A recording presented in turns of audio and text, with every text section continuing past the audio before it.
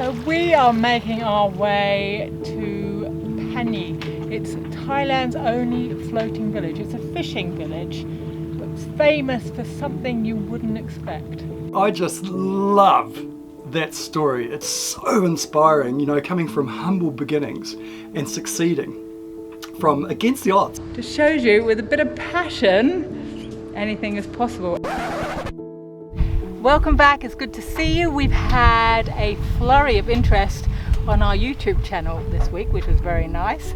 So if you're new here, welcome aboard. We are a family of 5, although our eldest son got off the boat a few years ago to pursue a career in rowing. He's hoping to be at the Paris Olympics next year, and we will be there with bells on if he makes it.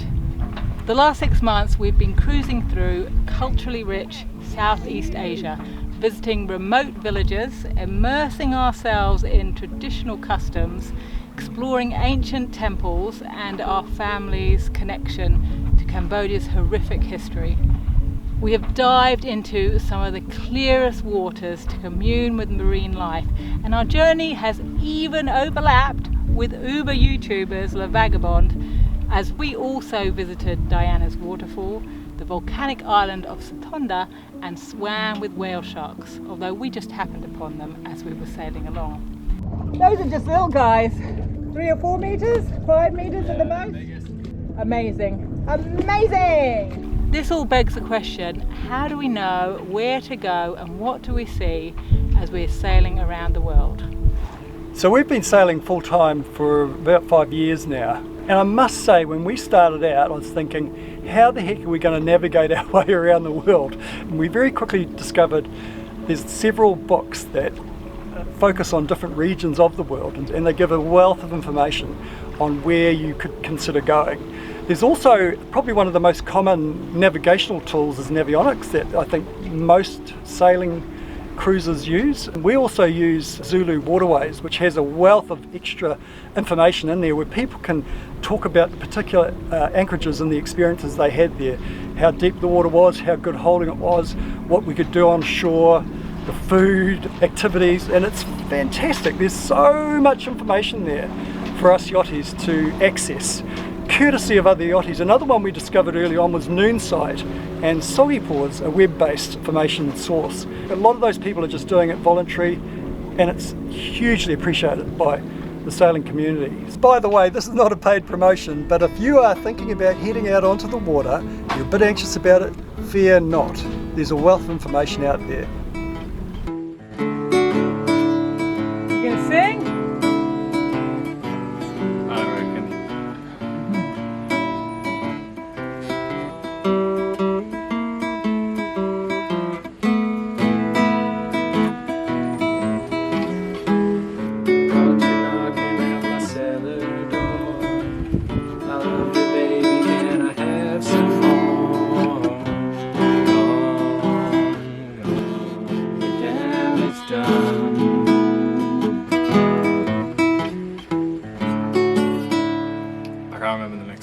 Oh. Nice, keep working on it, man.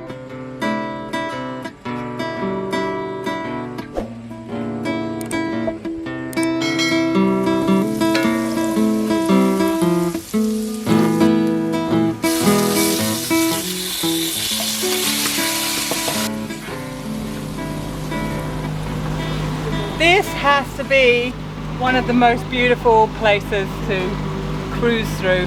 These giant limestone structures coming out of the ocean in the bay, and they're everywhere, every direction you look. It's amazing, pretty special. Sheer cliffs, incredible. Reminds us so much of northern Australia, northwest Australia, the Kimberley, and yet here we are in Thailand. Well, different colour, like the rocks in the Kimberley are amazing, deep red, terracotta red, is it? Amazing, but this is quite different. It's all sandstone, isn't it? I believe it's limestone. Limestone, I mean, yeah. It's an amazing shot. I mean, it's just, here we are cruising right up alongside. It's very similar to the Kimberley in that sense. Yeah. It's pretty cool. Less crocodiles. Phang Phang Nga Bay has some of Thailand's most magnificent scenery, a geological wonder of rock formations made famous by the Bond film The Man with the Golden Gun. The still waters of this sheltered bay are a stunning backdrop to the numerous sea mountains, although the water here is a silty green colour due to the 3 rivers that run into the bay. We're making our way north to the floating village of Panyee, a Muslim fishing village established over a century ago. Their passions here are fishing, religion and soccer, but not necessarily in that order. We're on Panyee.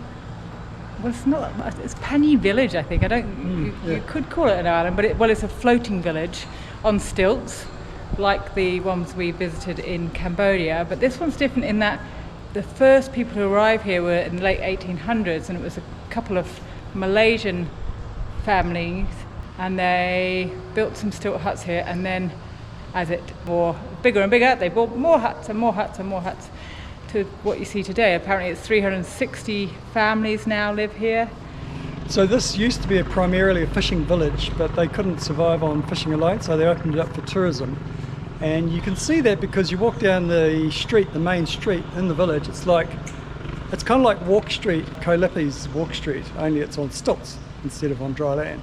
It's pretty full on. Well, actually no, it's not full on compared to that really, but it's very tourist oriented. Some of the cats here, they're all asleep. Haven't seen a single cat walking around. Most surprising kind of story of here is that in 1986 the children were inspired by the FIFA Football World Cup, and they built a soccer pitch made out of old bits of wood and raft. Using nails, wooden planks and fishing rafts, the children began constructing their make-do football pitch.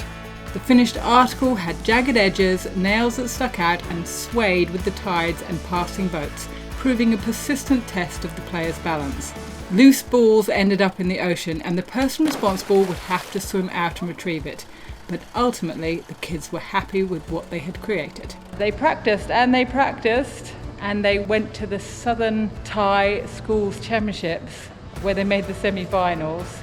They didn't win, they came second that year, but everybody was so inspired by how well they did that they built a better soccer pitch, and they went on to win the Southern Schools Thai Soccer Championships 2004, 2005, 2006, didn't get it in 2007, 2008, 2009, 2010, 2011. Just shows you with a bit of passion anything is possible, and they did all their practicing here. Now the guys who built the original soccer pitch are adults now, but the love of soccer continues in Panyee. We are right beside the school soccer pitch or football pitch, but I think, Rachel, I just spied out here is the what might have been the original soccer pitch that they built on the water using floaties. So I reckon we should go check it out. Yeah. Hello! Go to the football pitch first. Are we going the right way? So here we are at the floating soccer pitch, football pitch. And it just makes me think, Rachel, I was actually a bit of an exponent of the old footy ball in my day. It turns out actually I had quite an empathy for the opposition goalkeeper. Whenever I got down that end of the pitch, even if it was an open goal, I tended to shy away from offending the guy. I'd either purposely miss the target or just let him catch it. Again, because I was quite empathetic. Yeah. As I tend to be in these matters.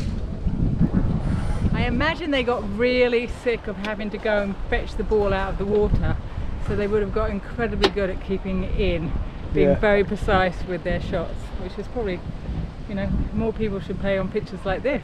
Yeah. Yeah. That's crazy, extraordinary. Actually, I have to admit, my feet are getting quite hot here, Rachel. Yeah. I might just have to keep moving. No shoes. Mine are fine. Yeah. My feet are absolutely fine in my shoes. I just love that story. It's so inspiring, coming from humble beginnings and succeeding from against the odds. It's just fantastic stuff. And I have to say, it reminds me of the New Zealand rowing team success on the world stage. In 1972, the men's 8 fundraised, doing raffles and all sorts of things to get to the Olympic Games in Munich, and they beat the Eastern Bloc countries, East Germany in particular, by a big margin. It was huge for us in New Zealand. It was the first time a Olympic Games was televised back to New Zealand, and I remember seeing these images of these big burly blokes, big Kiwi fellas, crying in tears as the national anthem played. The New Zealand national anthem played for the first time at Olympic Games. Up until then, we had had success on the world stage, but on the gold medal rostrum, it was the British national anthem was played, God Save the Queen, because we're a Commonwealth country. And you know, taking it back to the soccer, 2 boys from that village went on to have professional soccer careers, or football careers. Can you believe that? Isn't that, oh, I love that stuff. It's just so good. Was it 1, 2, 3, 4? No, I've marked it out, so the 7th. So Oh, like adults ones. right. It's 5, Wait. Ew, is it this one?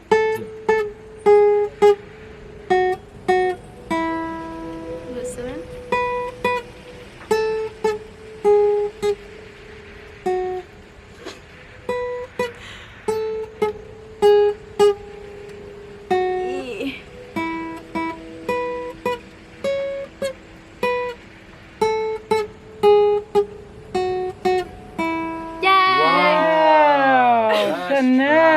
Beautiful. That's a song we all recognise, but did you know that was written very close to where I grew up, in the town of Lavenham. The person who wrote it lived in the town of Lavenham, which is a beautiful, beautiful village with really old buildings. You know that, Dad? Yeah. I've been there too. Yeah. Oh, and look at that. And Declan's just going to show them his foot. Look at that, he's got pitting edema. Nice. He's like an old man. He's like an old man. Well, that'll learn you, Declan. That'll learn you. Sure will. So thanks for watching to the end. We're heading south now, back to Phuket, because we're going to pick up a new crew member. Dara is joining us. He's a friend of Ivan's. He's been on the boat before, but he was seasick last time he was here. Let's hope that isn't the same this time round. If you'd like to watch another of our episodes, why not try this one from the beautiful Kimberly, or this one from last week. You know you want to.